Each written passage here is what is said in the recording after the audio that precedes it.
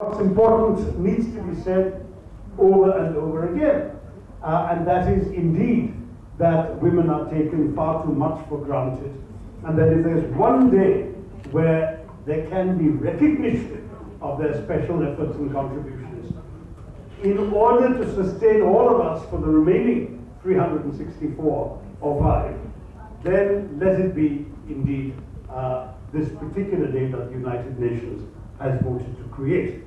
International Women's Day, of course, is meant to honor half the human race, but in many ways it is also, I think Nirma's lovely line about it, the reason for the other half. Indeed, the other half wouldn't exist without women, but equally significant is the importance of understanding that the other half owes so much to women.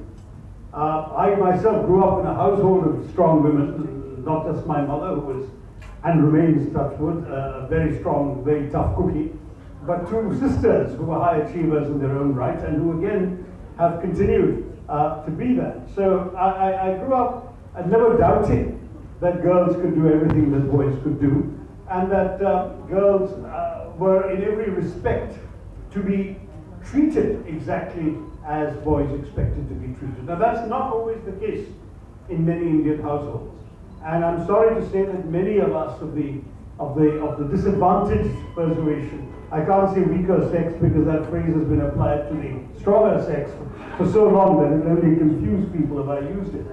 But the fact is that the sex that has been dominating so much of world affairs for so long and is, in my view, in danger of becoming more and more irrelevant as the world evolves.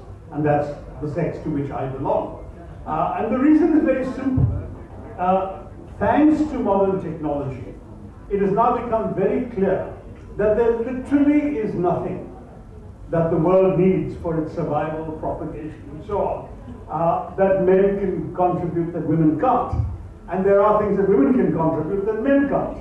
So increasingly the question is going to be asked, do we really need men? I mean, yes, there are some essential biological purposes, but those apart, what is it that a man contributes that a woman can't, and a woman probably can't do better?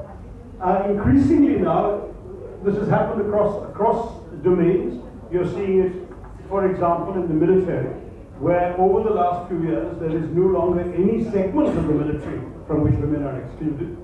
Recently, I don't know how many of you saw an advertisement for a car manufacturer. I don't want to give them free publicity by naming the brand, but the advertisement was fairly